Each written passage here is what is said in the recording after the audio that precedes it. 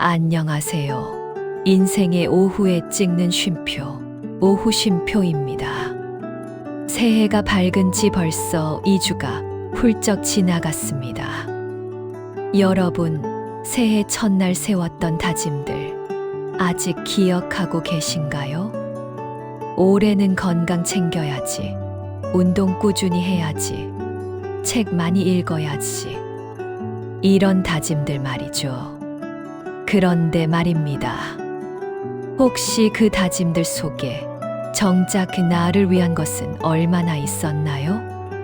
건강도 결국 가족을 위해서, 운동도 병원 안 가려고, 책도 손주들과 대화하려고. 우리는 늘 누군가를 위한 이유를 먼저 떠올립니다. 오늘은 조금 다른 이야기를 나눠보려 합니다.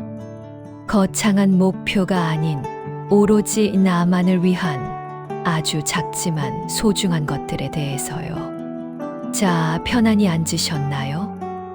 따뜻한 차 한 잔 곁에 두시고 함께 이야기 나눠보겠습니다. 어렸을 때는 꿈이 많았습니다. 하고 싶은 것도, 되고 싶은 것도, 가보고 싶은 곳도 한가득이었죠. 하지만 어느새 우리는 누군가의 아내가 되고, 누군가의 엄마가 되고, 며느리가 되고, 할머니가 되었습니다. 그 과정에서 나라는 사람은 조금씩 뒤로 밀려났습니다. 내가 좋아하는 것, 내가 하고 싶은 것보다는 가족이 좋아하는 것, 가족이 필요한 것이 우선이었죠. 그렇게 30년, 40년을 살다 보니 어느 날 문득 이런 생각이 듭니다. 나는 뭘 좋아했더라? 나는 뭘 하고 싶었더라? 심지어 어떤 분들은 이렇게 말씀하십니다. 이제 와서 나를 위한다는 게 어색해요. 뭘 해야 할지도 모르겠고요. 고대 그리스의 철학자 소크라테스는 이렇게 말했습니다. 너 자신을 알라. 델포이 신전에 새겨진 이 유명한 경구는 사실 우리가 평생 해야 할 가장 중요한 공부가 무엇인지 일러주고 있습니다. 바로 나 자신을 아는 것, 나를 이해하는 것이죠. 하지만 우리는 평생을 남을 이해하고, 남을 배려하고, 남을 위해 살았습니다. 정작 나 자신은 제대로 알아볼 시간도 여유도 없었죠. 이제는 그 시간입니다. 나를 알아가는 시간, 나를 이해하는 시간, 그리고 나를 사랑하는 시간을 가질 때가 된 겁니다. 여러분, 이건 부끄러운 일이 아닙니다. 오히려 당연한 겁니다. 오랫동안 연습하지 않았으니까요. 나를 위하는 것을요. 그렇다면 이제부터 다시 배워보면 됩니다. 천천히 조금씩 나를 위하는 법을요. 자, 그럼 어디서부터 시작해야 할까요? 먼저 아주 작은 질문 하나를 던져보겠습니다. 오늘 하루 중에서 오로지 나만을 위한 시간이 얼마나 있었나요? 아침에 일어나자마자 가족 식사 준비하고, 설거지하고, 빨래하고, 청소하고, 하루 종일 누군가를 위해 움직이다가 저녁이 되면 녹초가 되어 쓰러지듯 잠드는 게 우리의 일상 아닌가요? 심지어 텔레비전을 볼 때도 가족이 보고 싶어 하는 프로그램을 틀어놓습니다. 리모컨을 쥐고 있으면서도 내가 보고 싶은 건 보지 못하죠. 19세기 덴마크의 철학자 키에르케고르는 이렇게 말했습니다. 가장 흔한 절망은 자기 자신이 되지 않기로 선택하는 것이다. 가장 깊은 절망은 자기 자신이 아닌 다른 무엇이 되기로 선택하는 것이다. 여러분, 우리는 지금 절망 속에 있는 걸까요?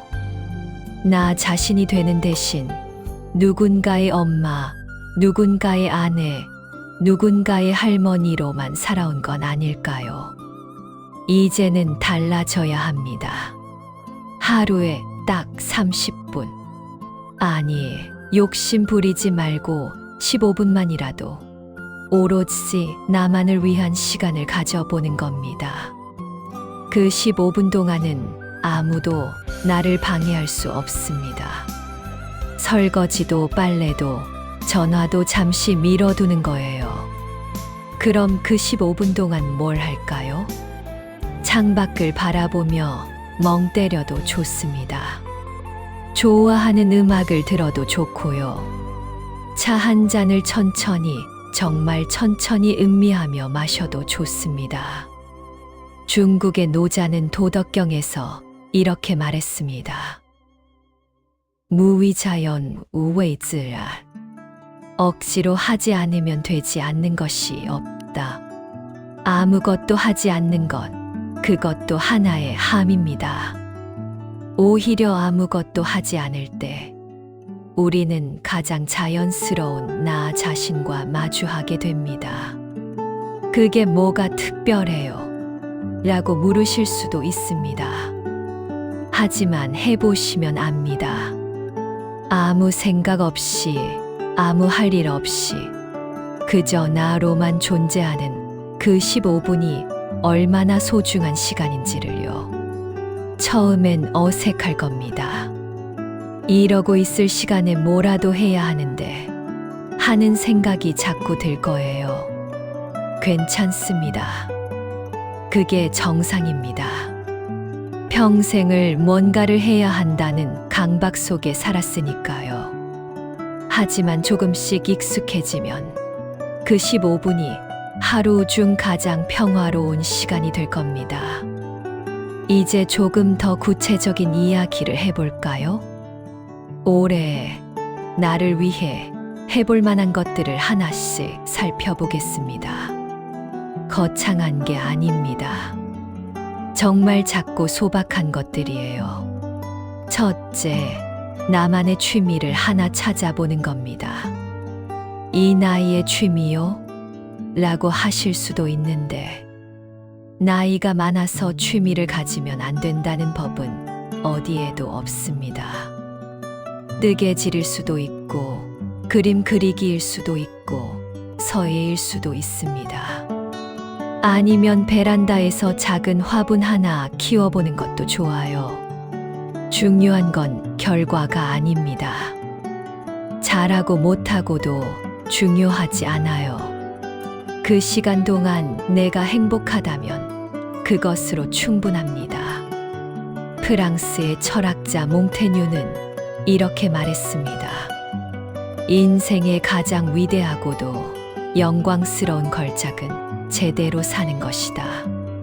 제대로 산다는 것. 그게 뭘까요? 남들 눈에 멋있게 사는 것.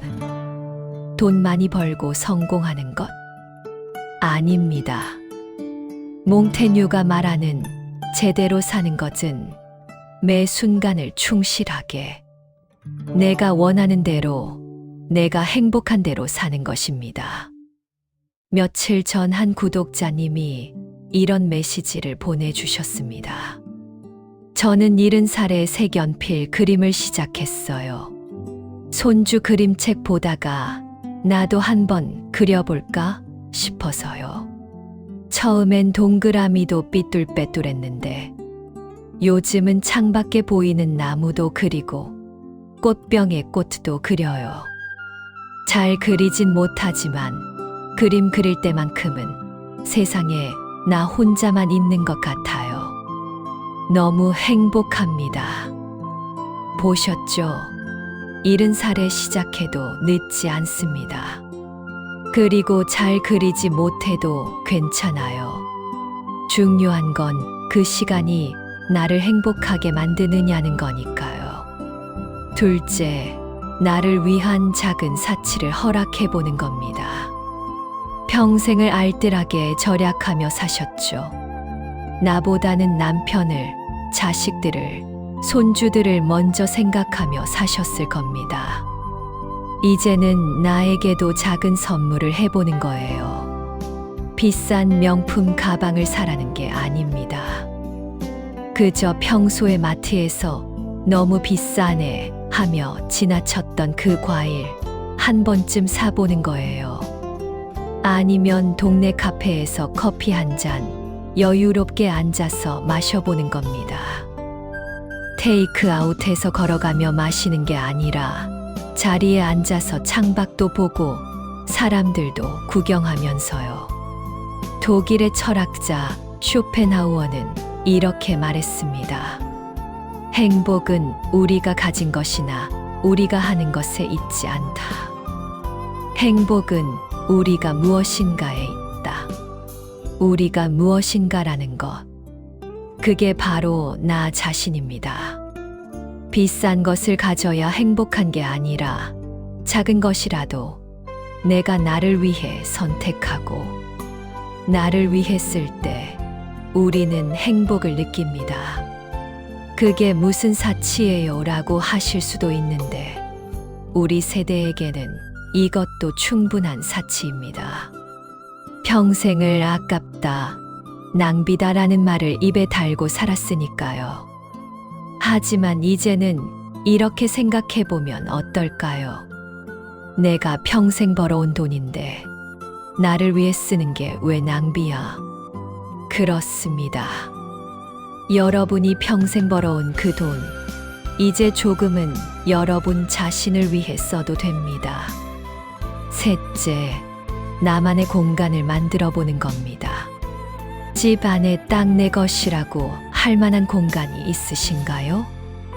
거실은 온 가족의 공간이고, 부엌은 일하는 공간이고, 침실은 잠만 자는 곳이죠. 정말 나만의 공간, 아무도 건드리지 않는 내가 마음대로 꾸밀 수 있는 공간이 있나요? 영국의 작가 버지니아 울프는 자기만의 방이라는 책에서 이렇게 말했습니다. 여성이 글을 쓰려면 돈과 자기만의 방이 있어야 한다. 울프가 말한 자기만의 방은 단순히 물리적 공간만을 의미하지 않습니다. 그것은 나만의 시간, 나만의 생각, 나만의 세계를 가질 수 있는 독립성을 뜻합니다. 없다면 만들어 보는 겁니다. 아주 작아도 좋습니다. 베란다 한쪽 구석일 수도 있고, 방 한쪽 책상 서랍일 수도 있어요. 거기에 내가 좋아하는 것들을 하나씩 모아놓는 거예요. 좋아하는 책 한 권, 예쁜 찻잔 하나, 마음에 드는 사진 한 장. 그 공간은 오로지 나만의 것입니다. 아무도 정리하지 못하고 아무도 치우지 못해요. 그곳은 내가 숨 쉴 수 있는, 나로 돌아갈 수 있는 작은 안식처가 됩니다. 넷째, 새로운 사람을 만나보는 겁니다. 평생을 가족, 친척, 그리고 오래된 친구들과만 지내셨나요? 물론 오래된 관계도 소중합니다. 하지만 때로는 새로운 사람과의 만남이 우리에게 신선한 바람을 불어넣어 주기도 해요. 동네 문화센터 강좌에 나가보는 것도 좋고, 복지관 프로그램에 참여해보는 것도 좋습니다. 거기서 나와 비슷한 관심사를 가진 새로운 친구를 만날 수도 있어요. 이 나이에 새 친구요? 라고 하실 수도 있는데 왜 안 됩니까? 우정에는 나이 제한이 없습니다. 60대에 만난 친구도 70대에 만난 친구도 모두 소중한 인연입니다. 공자는 논어에서 이렇게 말했습니다. 멋이 먼 곳에서 찾아오니 또한 즐겁지 아니한가요? 朋自远方来不亦乐乎. 새로운 사람과 이야기하다 보면 내 안에 잠들어 있던 또 다른 모습을 발견하게 될 수도 있어요. 아, 나도 이런 면이 있었구나 하고요. 다섯째, 나를 위한 공부를 해보는 겁니다. 공부요? 이 나이에요. 네, 공부입니다. 하지만 시험을 위한 공부가 아니라 순수하게 알고 싶어서, 배우고 싶어서 하는 공부요. 평생 궁금했던 것들 있지 않으세요? 별자리 이름을 알고 싶었거나, 클래식 음악을 이해하고 싶었거나, 성경 공부를 깊이 하고 싶었거나, 이제는 그걸 배워보는 겁니다. 누가 시켜서가 아니라 내가 진짜 알고 싶어서요. 공자는 70에 종심소 욕불유구 종신소 유보유주라고 했습니다. 마음이 하고자 하는 대로 해도 법도에 어긋나지 않는다는 뜻이죠. 이것은 단순히 자유를 의미하는 게 아니라 평생의 배움과 수양이 쌓여서 이제는 억지로 애쓰지 않아도 자연스럽게 올바른 길을 가게 되었다는 의미입니다. 우리도 이제 그 경지에 이르렀습니다. 평생을 살아온 경험과 지혜가 쌓였으니까요. 이제는 순수하게 알고 싶은 것을 배우고 하고 싶은 것을 하며 살아도 됩니다. 요즘은 유튜브에도 좋은 강의가 많고 도서관에도 시니어를 위한 프로그램이 많습니다. 배움에는 나이가 없습니다. 아니, 오히려 나이가 들어서 하는 공부가 더 즐겁습니다. 젊을 때는 시험 때문에, 취직 때문에 공부했다면 지금은 순수하게 즐기기 위해 배우니까요. 여섯째, 내 몸의 소리를 들어보는 겁니다. 평생을 내 몸을 혹사하며 살아왔습니다. 아프면 참아라고 했고, 피곤하면 견뎌라고 했죠. 이제는 내 몸의 소리에 귀 기울여 보는 겁니다. 오늘은 좀 쉬고 싶구나. 오늘은 이 음식이 먹고 싶구나. 오늘은 일찍 자고 싶구나. 이런 몸의 신호들을 무시하지 말고 들어주는 거예요. 불교에서는 신체발부 수지부모身体发佛 受之父母라고 했습니다. 몸과 머리카락, 피부까지 모두 부모님께 받은 것이니 소중히 하라는 뜻이죠. 우리 몸은 평생을 우리와 함께 고생해온 동반자입니다. 가족이 밥 먹자고 해도 내가 정말 배가 고프지 않다면 나는 조금 이따 먹을게 라고 말할 수 있어야 합니다. 피곤한데 손님이 온다고 억지로 웃으며 대접하지 말고 오늘은 좀 피곤해서 라고 솔직하게 말할 수 있어야 해요. 이게 이기적인 게 아닙니다. 이게 나를 사랑하는 겁니다. 내 몸이 건강해야, 내가 행복해야 가족도 돌볼 수 있으니까요. 일곱째, 하루에 한 번은 나를 칭찬해 주는 겁니다. 우리는 스스로에게 너무 박합니다. 오늘도 아무것도 못했네. 나는 왜 이것밖에 안 될까? 다른 사람들은 다들 잘하는데. 이런 자책과 비교로 하루를 마감하곤 하죠. 탈무드에는 이런 말이 있습니다. 내 이웃을 내 몸과 같이 사랑하라는 계명을 지키려면 먼저 너 자신을 사랑할 줄 알아야 한다. 나 자신을 사랑하지 못하는 사람이 어떻게 남을 제대로 사랑할 수 있겠습니까? 이제부터는 달라져야 합니다. 하루가 끝날 때 잠들기 전에 스스로에게 이렇게 말해주는 거예요. 오늘 하루 수고했어. 참 잘했어. 별거 아닌 것 같아도 오늘 밥 3끼 챙겨 먹은 것, 빨래 갠 것, 산책 나간 것, 손주 전화 받아준 것. 이 모든 게 칭찬받을 만한 일입니다. 거울을 보며 스스로에게 말해보세요. 오늘도 고생했어. 내일도 잘할 거야. 사랑해. 처음엔 쑥스럽겠지만 점점 익숙해질 겁니다. 그리고 신기하게도 스스로를 칭찬하기 시작하면 하루하루가 조금씩 달라 보이기 시작합니다. 여기까지 이야기를 들으시면서 혹시 이런 생각 하지 않으셨나요? 이게 다 뭐야? 너무 사소한 거 아니야? 이런 걸로 뭐가 달라지겠어? 맞습니다. 정말 사소합니다.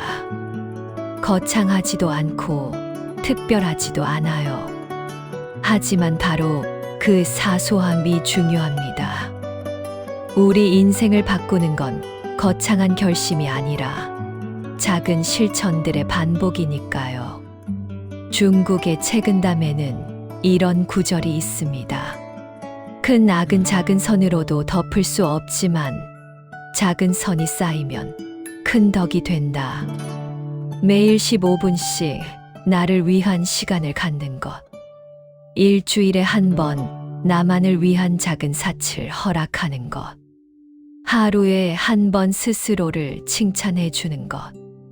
이런 작은 것들이 모여서 1년 후에는 완전히 다른 내가 되어 있을 겁니다. 더 평화롭고, 더 행복하고, 더 나를 사랑하는 사람으로요. 혹시 이렇게 반문하실 수도 있습니다. 그래도 가족이 먼저 아니에요. 나만 생각하면 이기적인 거 아닌가요? 아닙니다. 절대 아닙니다. 비행기 안전 수칙 기억하시나요? 비상시 산소 마스크가 내려오면 자신이 먼저 착용한 후에 옆 사람을 도와주라고 하죠. 왜 그럴까요? 내가 먼저 숨을 쉬어야 남도 살릴 수 있기 때문입니다. 인생도 마찬가지입니다. 스위스의 심리학자 칼 융은 이렇게 말했습니다. 다른 사람을 변화시키려는 사람은 먼저 자기 자신부터 변화시켜야 한다. 내가 행복해야 가족도 행복하게 해줄 수 있습니다. 내가 건강해야 가족도 돌볼 수 있어요. 평생을 가족을 위해 헌신하신 여러분, 이제는 여러분 자신을 위해서도 조금 시간을 내주세요. 그게 이기적인 게 아니라 오히려 가족을 위한 일이기도 합니다. 행복한 엄마, 행복한 할머니, 곁에 있는 가족들이 더 행복하니까요. 동양의 성인 맹자는 이렇게 말했습니다. 사람을 사랑하되 친하지 않으면 그 인연함을 돌이켜 반성하라. 사람을 다스리되 다스려지지 않으면 그 지혜를 돌이켜 반성하라. 모든 것은 나로부터 시작됩니다. 남을 사랑하기 전에 나를 사랑해야 하고, 남을 이해하기 전에 나를 이해해야 합니다. 나 자신과 제대로 관계 맺지 못한 사람이 어떻게 남과 제대로 된 관계를 맺을 수 있겠습니까? 2026년 1월도 벌써 중반을 지나가고 있습니다. 새해 다짐, 작심삼일로 끝나셨나요? 괜찮습니다. 다시 시작하면 됩니다. 오늘부터, 지금부터 나를 위한 아주 작은 것 하나만 실천해 보는 겁니다. 오늘 저녁 잠들기 전 15분만 아무것도 하지 않고 그저 나로만 존재해 보세요. 내일 아침 아무도 깨우지 않고 내가 먹고 싶은 아침을 준비해 보세요. 모레는 평소에 사고 싶었던 그 작은 것 하나를 사보세요. 아주 작은 것부터 시작하는 겁니다. 그리스의 철학자 에픽테토스는 이렇게 말했습니다. 부와 자유를 원한다면 부와 자유에 걸맞은 사람이 되어야 한다. 행복을 원하신다면 먼저 행복해질 자격이 있는 사람이 되어야 합니다. 그리고 그 자격은 나 자신을 사랑하고 존중하는 데서 시작됩니다. 그 작은 실천들이 모여서 어느새 여러분은 스스로에게 이렇게 말하고 있을 겁니다. 나도 소중한 사람이구나. 나도 사랑받을 자격이 있구나. 나도 행복해질 수 있구나. 프랑스의 작가 앙드레 지드는 이렇게 말했습니다. 너 자신이 될 용기를 가지라. 다른 모든 용기는 거기서 나온다. 올해는 정말로 진심으로 나를 위한 한 해를 만들어 보면 어떨까요? 거창한 목표가 아니어도 좋습니다. 작고 소박해도 괜찮아요. 중요한 건 그 모든 것이 나를 향하고 있다는 거니까요. 오늘 오후 쉼표가 전해드린 이야기가 여러분의 마음속에 작은 씨앗 하나를 심었기를 바랍니다. 나도 나를 위해 뭔가 해봐야겠다는 마음의 씨앗을요. 소크라테스가 말했듯 너 자신을 알라. 몽테뉴가 말했듯 제대로 살라. 그리고 공자가 말했듯 마음이 하고자 하는 대로 살아보는 것. 그것이 우리 인생의 오후를 가장 아름답게 만드는 길을 겁니다. 다가오는 목요일에는 겨울밤을 따뜻하게 감싸줄 수면 에세이로 찾아오겠습니다. 지금까지 당신의 품격 있는 오후를 응원하는 오후 쉼표였습니다. 오늘도 지혜롭고 평안한 하루 보내십시오. 고맙습니다.